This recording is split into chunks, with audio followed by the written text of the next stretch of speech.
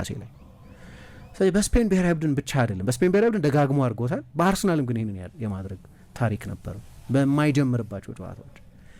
ለአርሰናል ካስቆጠራቸው 11 የፕሪሚየር ሊግ ጎሎች መካከል 10ሩ ብዙዎቹን ተቀይሮ ገብቶ ያስቆጠራቸው ይመስለኛል፣ ግን 10ሩ ጎሎች የጎላቸውን ክብደት ለመግለጽ ማለት ነው ወይም ከ90% በላይ የሆኑት ጎሎች ተመሪነትን ወደ አቻነት፣ አቻነትን ወደ መሪነት የቀየሩ ጠቅላላ የጌም ስቴቱን የቀየሩ ጎሎች ነው የሚያስቆጥሩ። አንዱ ጎል ብቻ ነው ቡድኑ እየመራ እሱ ያስቆጠሩ። የተቀሩት ጎሎች ወይ አርሰናል እየተመራ አቻ ሆኖባቸዋል፣ ወይ አቻ ሆኖ አሸንፎባቸዋል፣ በነዛ ወይ ወደ መሪነት ተቀይሮባቸዋል። በጣም ከፍ ያለ ክብደት ያላቸው ትልልቅ ዋጋ ያላቸው ጎሎች የማስቆጠር ታሪክ ያለው ተጫዋች ነው።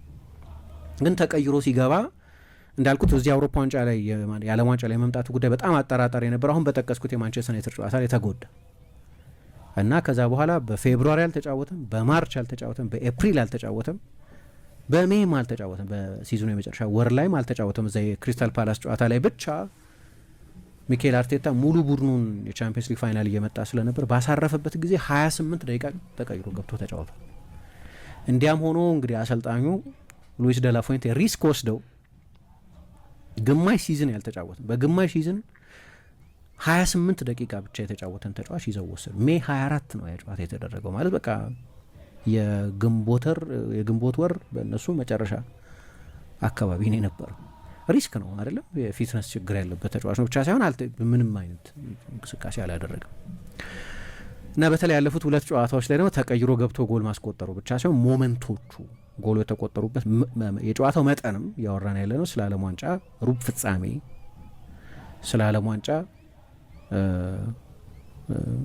ኖክአውት ወደ ሩብ ፍጻሜ ወደ ግማሽ ፍጻሜ ስላሳለፉ ጎሎች፣ ስለ ትልልቅ ጎሎች በትልቅ ውድድር ግን ባለቀ ሰዓት ጥቂት ደቂቃ ብቻ ተጫውተው ስላደረጋቸው እና በመጠኑ ምን ይመሳሰልብኛል መሰለሽ አንድ የአርሰናል ተጫዋቾችን ይሄ ስትጠይቂያቸው ወይም የሌሎች ክለቦች ተጫዋቾች እንደሚጠየቁት ከእናንተ መካከል ወደፊቱ ማን አሰልጣኝ ይሆናል ተብሎ ይጠየቃሉ አይደል? ተጫዋቾች ብዙ ጊዜ አይቻሉ የአርሰናል ተጫዋቾች ሚኬል ሜሪኖ ይላሉ። ምን ማለት ነው ይሄ? ቤንች ላይ በሚሆንበት ጊዜ በጣም ጥሩ ያስተውላል ማለት ነው። ጨዋታውን በታክቲክ አይን ነው የሚያየው ማለት ነው። በፊት ኦሌ ጉናር ሶልሻር እንደዛ ነው ይባል ነበር። ሶልሻር በፕሪሚየር ሊግ ፌመስ ሱፐር ሰብ ነው። ተቀይሮ ገብቶ 4 ጎል አስቆጥሮ ያውቃል በአንድ ጨዋታ ኦሌ ጉናር ሶልሻር። ግን ምን ይባላል ሁልጊዜም በኋላም አሰልጣኝ ሲሆን በተለይ በሁለተኛው አጋማሽ በተለይ ቀይሮ በሚያስገባቸው ተጫዋቾች ጎሎች ያገኝ እናውቃለን፣ ውጤቶች ይቀይር እናውቃለን። እኔ የጌም ፊሊንግ አለው ምናምን እላለሁ ብዙ ጊዜ።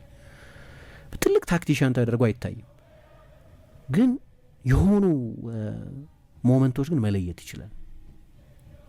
በጣም ትልቅ የጨዋታ ማስተዋል ያለው ሴሬብራል ሰው ነው እና ሶልሻ ሲገባ የሆነ ፍጥነት ያለው የተዳከመ የተከላካይ መስመር ላይ ተፈቶ የሚለቀቅ የማጥቃት ተጫዋች ስለሆነ ብቻ አይደለም፣ ታክቲካሊ ነው ጨዋታውን የሚያየው እና በጣም ውድ ጎሎች በማንቸስተር ዩናይትድ ታሪክ ምናልባት በጣም ውዱን ጎል አስቆጥሯል። በቻምፒየንስ ሊግ ፋይናል 1999 በካምፕ ነው ባየር ሚኒክን ሲያሸንፍ ተቀይሮ ነው የገባው። ልክ እንደ ሌላኛው ተቀይሮ እንደገባው እንደ ቴሪ ሼሪንጋም ሁሉ ማለት ነው። ግን የሶልሻ ግን ኖርም ነበር፣ ብዙ ጊዜ አድርገዋል እና ሶልሻም ትልቅ አሰልጣኝ ይሆናል ምን ተብሎ ብዙ ላይ ባይነገርለት ያን ጊዜ ምክንያቱም የበለጠ ትልልቅ ካራክተር የነበራቸው እንደ ሮይ ኪን አይነት አንድ ቀን ማንቸስተር ዩናይትድን ያሰለጥናል ና የሚባል ነበር። አንበልም ነበር፣ መሪም ነበር፣ የሚፈራ ካራክተርም ነበር።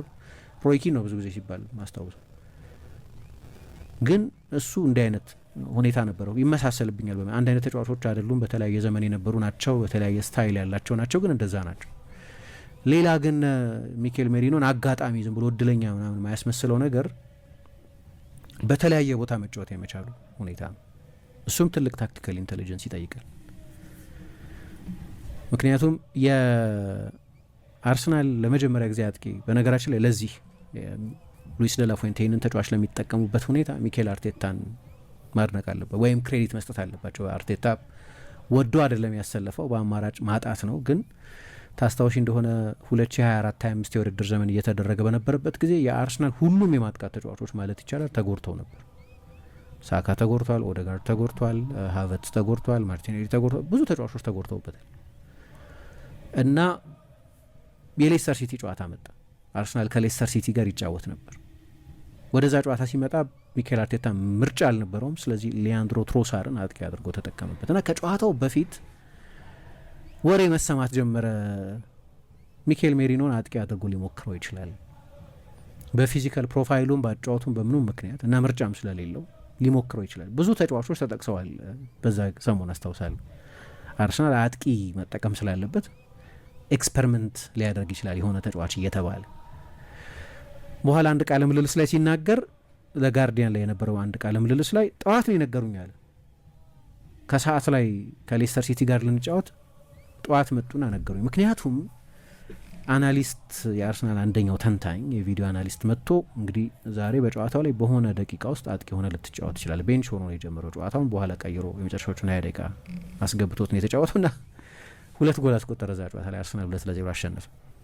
ግን ከሰዓታት በፊት ወደ እኔ መጣና ዛሬ ሀሳብ አለን እንግዲህ ከሰዓት ሊጫወት ነው፣ ጠዋት ነው የሚነግረው ሰው አጥቂ ሆነህ ልትጫወት ትችላል አለኝ። ምክንያቱም የፎልስ ናይን ካራክተሪስቲክስ አለህ፣ ወደ ጥልቅ ትመጣለህ። ወደፊትም ግን ሳጥን ውስጥ በምትጫወትበትም ጊዜ ግን ብዙ የአንድ ላንድ ፍልሚያዎችን የማሸነፍ ታሪክ ያለህ ተጫዋች በመሆኑ ምክንያት ለተጋጣሚ ቡድን የመሀል ተከላካዮች ፈታኝ ልትሆን ትችላለህ። እኔ ከ9 ዓመቴ ጀምሮ አጥቂ ሆኜ የ9 ቁጥር ሆኜ ተጫዋቹ ያላቅም ይል ለረጅም ጊዜ ለ20 ዓመት ማለት ግን ከረፈደ የነገሩኝ በጣም አናሊቲካል ባህሪ ነው ያለው ይላሉ። ለዛ ነው ለወደፊቱ አሰልጣኝ ይሆናል ብለው ሰዎች የሚገምቱት።